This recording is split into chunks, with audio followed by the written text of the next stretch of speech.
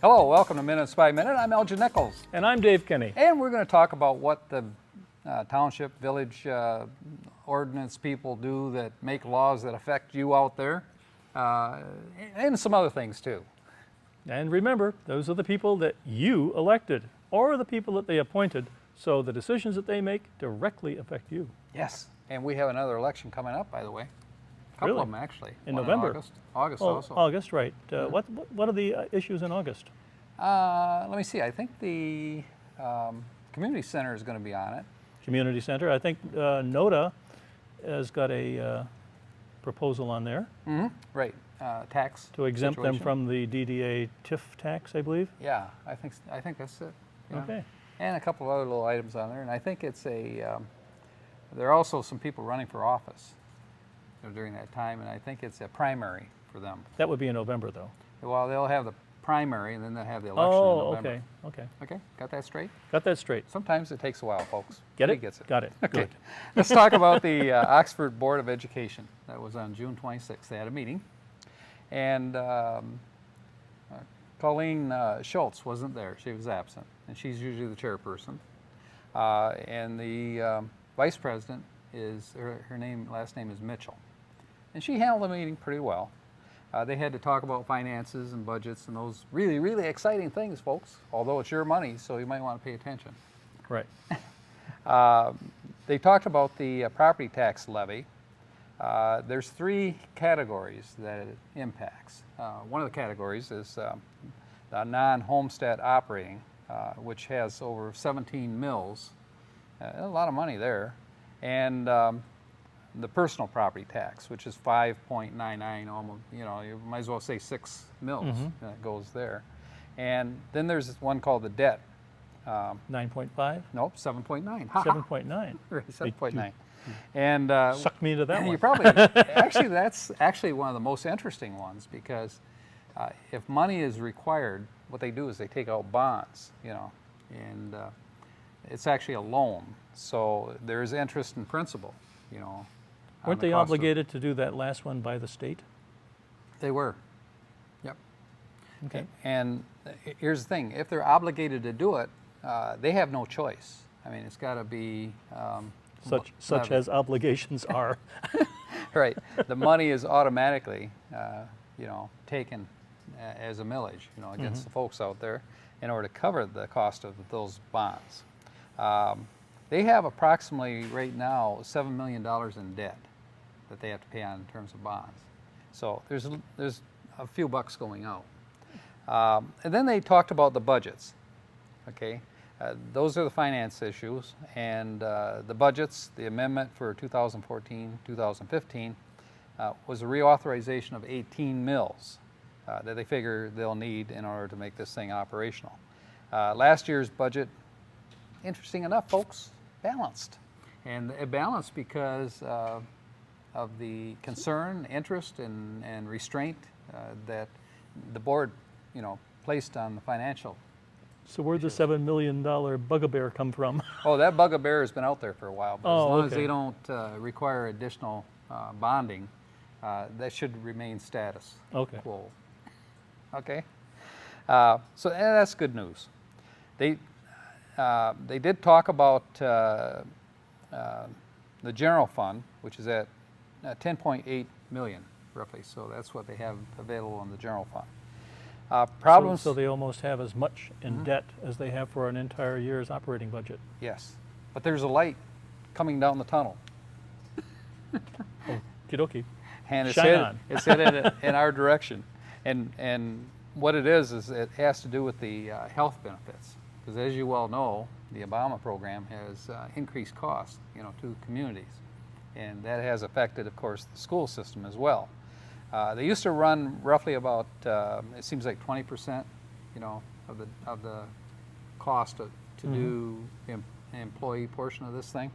And now it's jumped up to 30% due to the new Obama health requirements. Wow. So, pretty expensive stuff. So they have to incorporate that in. And Dr. Skilling said, we don't want to run out of money.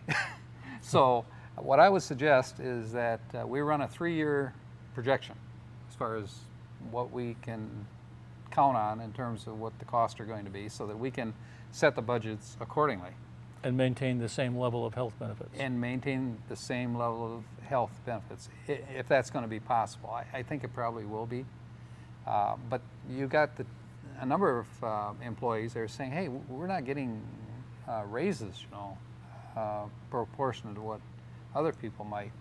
And Dr. Skilling say, yes, but other people are letting teachers go, they're letting employees, leave in order to balance their budgets. We have not done that.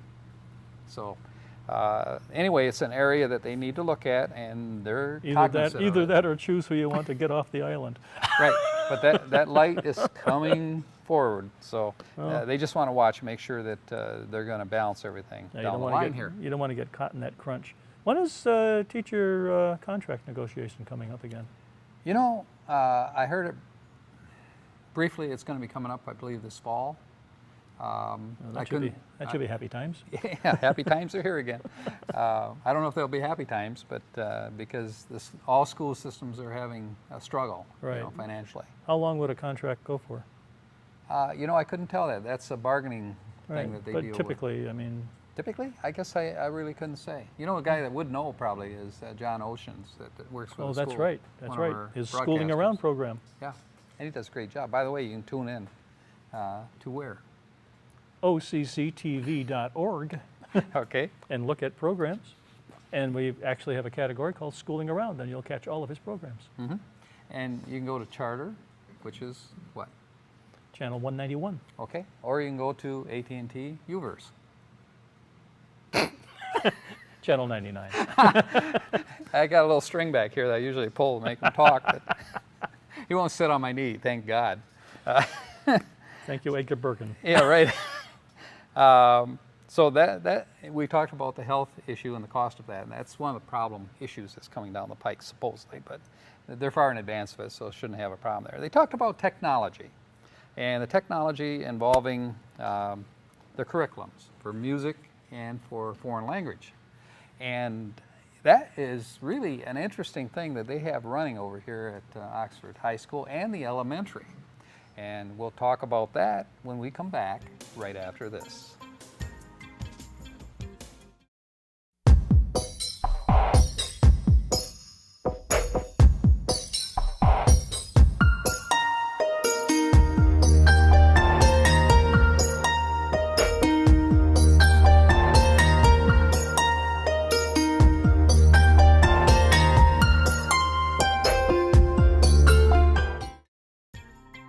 Welcome back to Minutes by Minute. I'm Elgin Nichols. And I'm Dave Kinney. And we're talking about what's going on in the school board right now.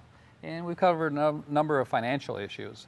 The one area we want to get into now is what the extracurriculum activities are. The music program in particular we want to hit first, okay? All right.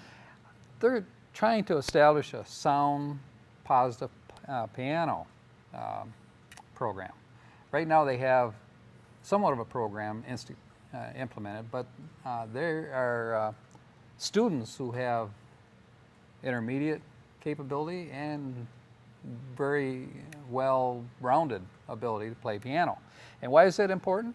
Dr. Skilling pointed out, no, there's a gentleman, his name is Bill Melsevich, who's in charge of this music program. Okay. And he was pulled up to the podium, and he was asked, why the need for such a direction in terms of piano.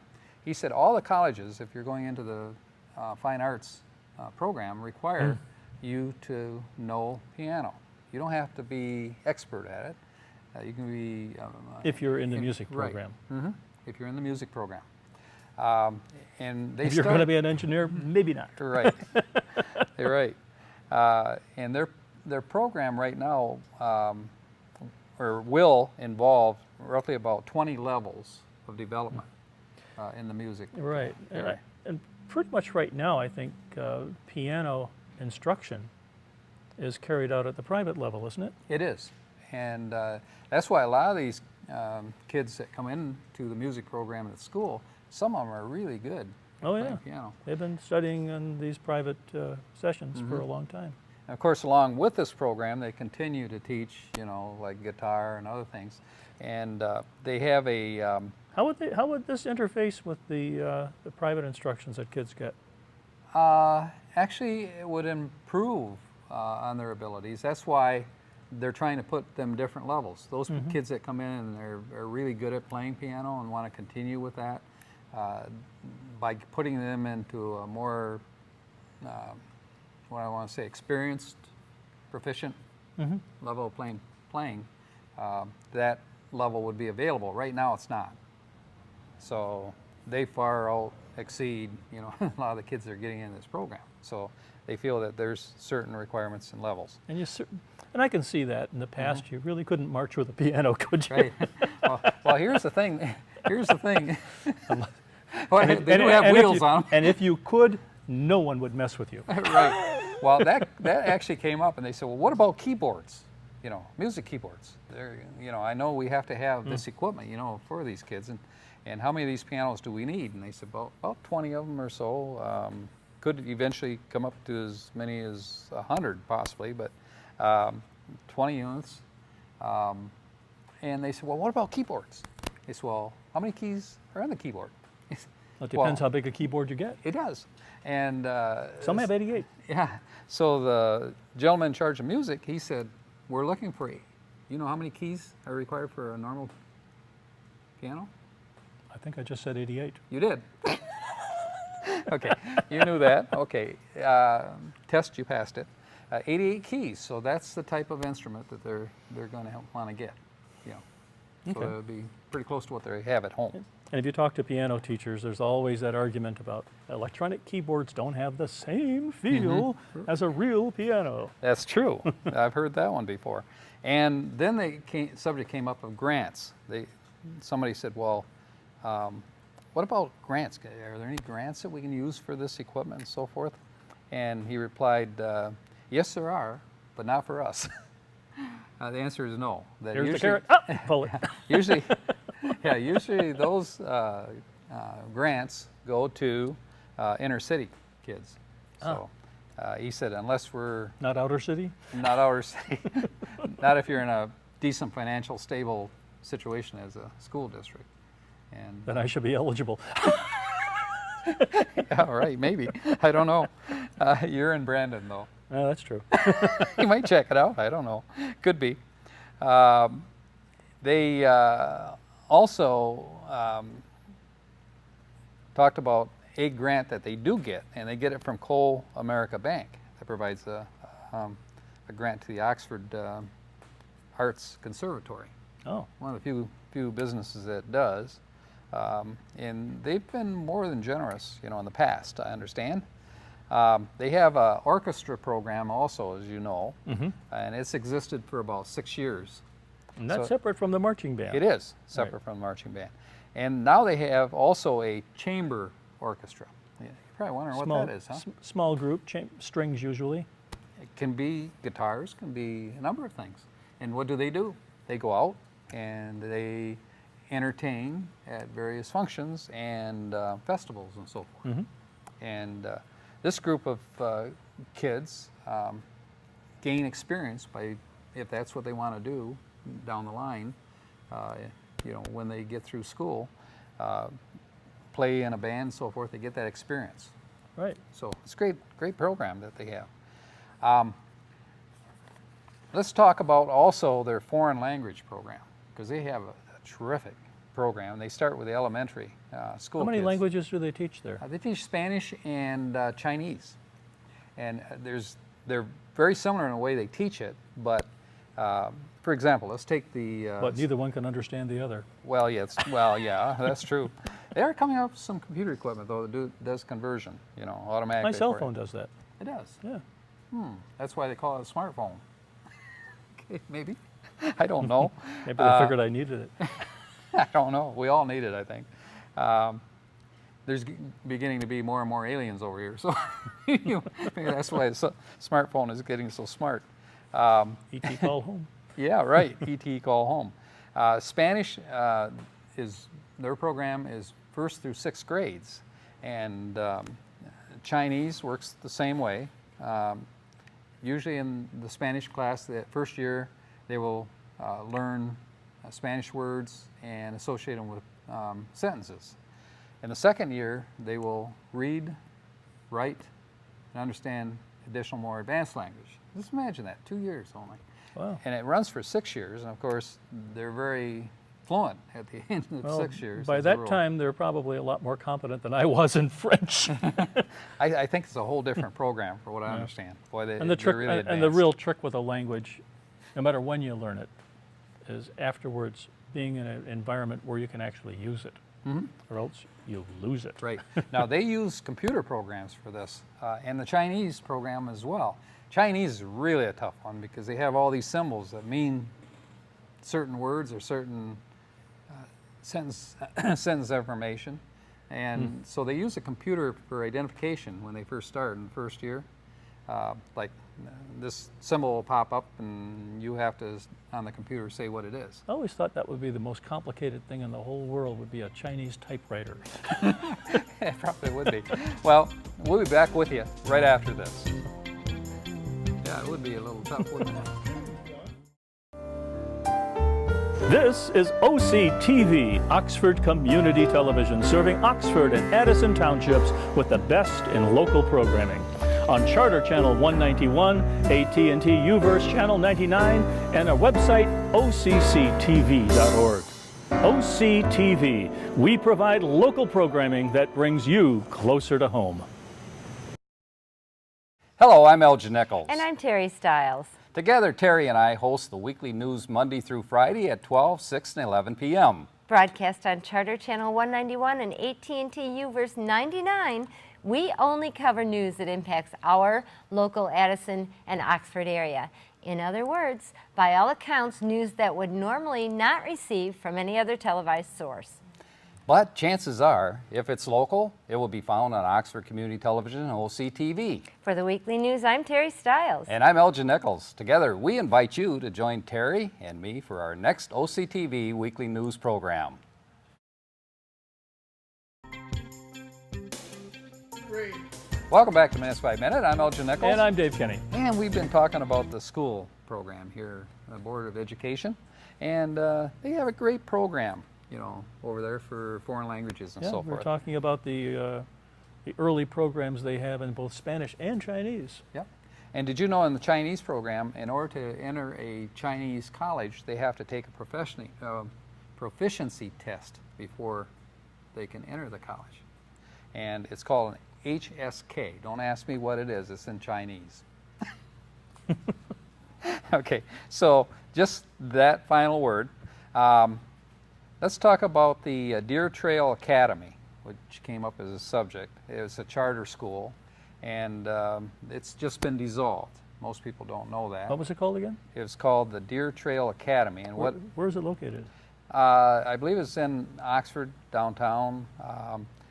There were 48 existing students involved in the program, and it came about by a company called, I think, C5 Company and Central Michigan University joined to form this charter. And when it was formed originally, the school board and the administration set them up with grant processes that they could financially secure, you know, what they were doing. Originally, the school system was going to handle it, but they eventually were required by the state to turn it over to the charter. Were they targeting a particular type of student or Yeah. particular program? or- Well, the students are usually students that are hard to teach students because of their home lives, that kind of thing. Okay. And could be problem children that have difficulty in learning. Those are mostly the charter kids. In this particular instance, there could be other reasons or qualities required, you know, in other charter schools. Sure. But the problem was they didn't concur with the formula and the format that the school system, Oxford school system, gave them. So unfortunately, they ran out of money. They have no money. So they were non-compliant. Yeah, non-compliant. So unfortunately, what's going to happen is it's now thrown back on Oxford schools, that they have to take care of these kids because they're now part of Oxford. On the other hand, that's what the taxes pay for. It does. And, but now they have to straighten this mess out, both financially and also reinstitute the grants, which they actually didn't apply for on the charter school level. And so... So is there a time sequence on that? Oh, there is. And the gentleman that's handling that part of it is a real hustler. And he's handling all the paperwork required to get these grants back. So that is a good thing, and he was praised at the meeting, you know, for doing the great job he's doing. And unfortunately, I knew his name, but I just can't tell you what it is right now. It's not there. First Tip thing my to go, tongue, you but- know. Yeah, yeah, tell me that. And let's see, there's a question about Crossroads program also and how they're doing. And I guess they're having somewhat of a, Wasn't it kind of a similar program in a way? it is, it's young, very young children, I think, Okay. involved in that program. But again, they're having, Used to be called Camp Oakland. yeah, and they're having, how'd you know that? I'm old. I never noticed. Anyway, so they're saying that there are some financial situations with that particular program as well. Well, that's all about school.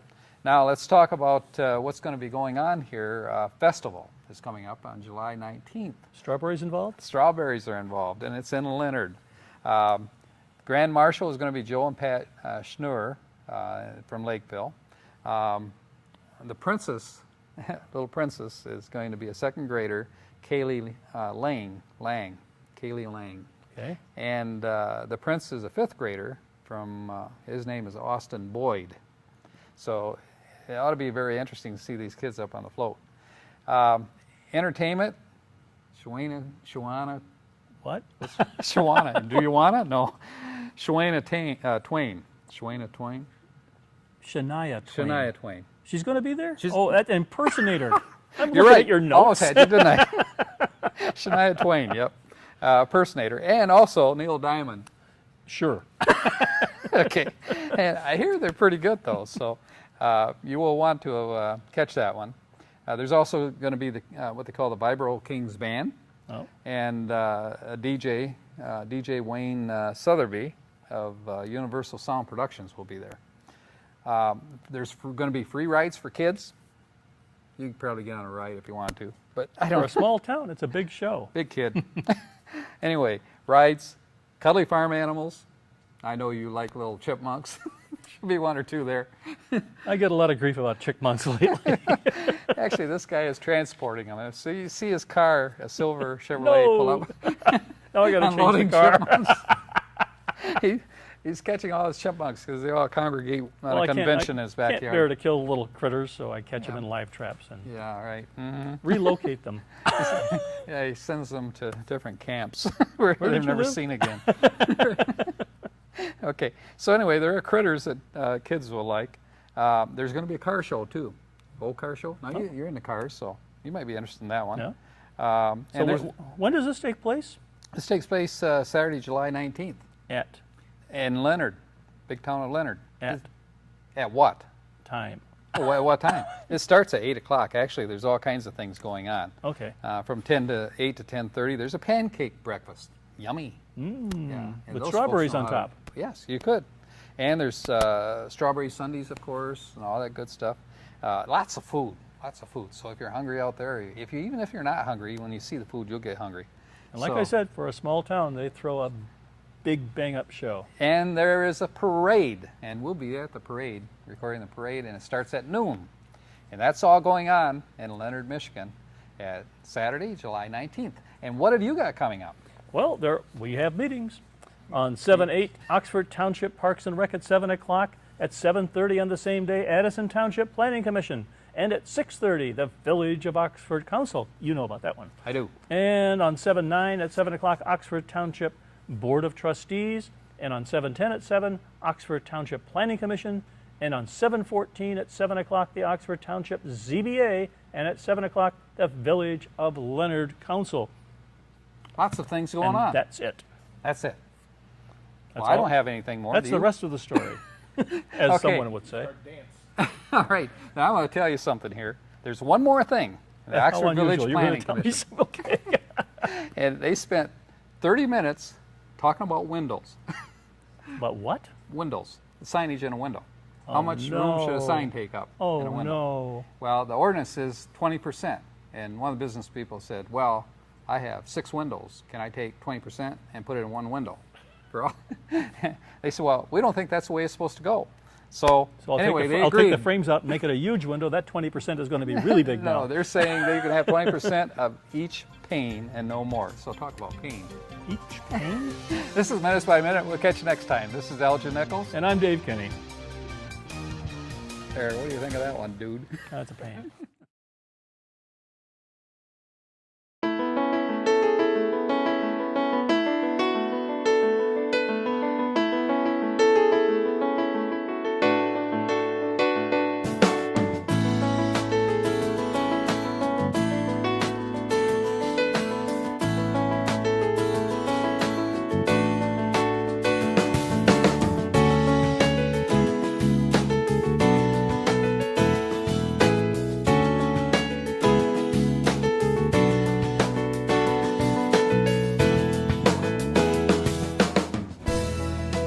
At Oakland County Parks and Recreation, we value what you value: family relationships, community connections, good health, environmental stewardship, and economic stability. Oakland County residents and businesses have invested in preserving nearly 7,000 acres of parkland. Since 1966, 13 parks and golf courses have been acquired, maintained, and improved. Oakland County parks and facilities are made possible by millage funds supported by Oakland County residents. For a home valued at $200,000, the homeowner pays less than $25 per year to support the Oakland County parks. With every generation, families create lifelong memories at Oakland County's award-winning parks. From exciting summer escapades and stories around the campfire to brisk fall walks on wooded trails and snowy winter outings, the outdoors beckons year-round. It's time to get up, get out, and get going at the Oakland County parks. Active recreation options abound. Cross-country ski or mountain bike on tree-lined trails. Scale the rock climbing wall. Get your kicks with soccer at several sports fields. Row or paddle a boat on 4 picturesque inland lakes. It's an easy journey. Most parks are just a short drive away. A quick tip: all our parks and golf courses end in Oaks. To find your favorite, just go to destinationoakland.com.